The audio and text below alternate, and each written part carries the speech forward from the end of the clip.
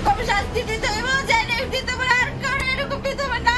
আমার বাবাটা কিভাবে নিষ্ঠুরভাবে আঘাত করছে, পাথর দিয়ে কিভাবে মারছে। সোহাগের ছেলে আহাজারি করে বলতে থাকে, ওরা আমার বাবাকে নির্মমভাবে হত্যা করেছে, আমরা এখন কোথায় থাকব? আপনি যদি একজন সাধারণ মানুষ কিংবা বিএনপি না হয়ে থাকেন তাহলে সোহাগের ছেলের আহাজারি আপনাকেও ব্যথিত করবে। চাঁদা না দেয়ায় ঢাকার মিটফোর্ড হাসপাতালের ৩ নম্বর ফটকের কাছে নৃশংসভাবে হত্যা করা হয় ব্যবসায়ী সোহাগকে। অন্যদিকে সোহাগের বাড়ি বরগুনায় চলছে স্বজনদের আহাজারি। স্বামীকে হারিয়ে স্ত্রী লাকি বেগম বাকরুদ্ধ।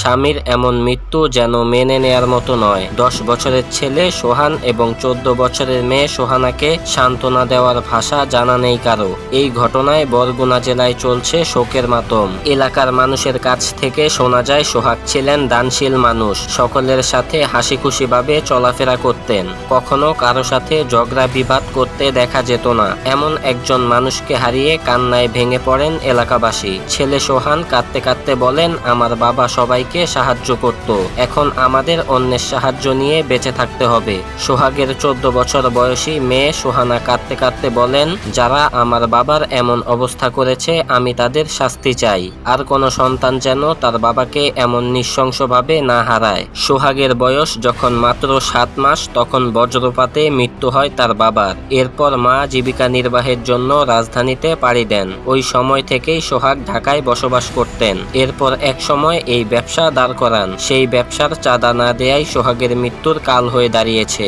তো বন্ধুরা, সোহাগের এমন মৃত্যু নিয়ে আপনাদের মতামত কি সেটা কমেন্ট বক্সে জানিয়ে দিন।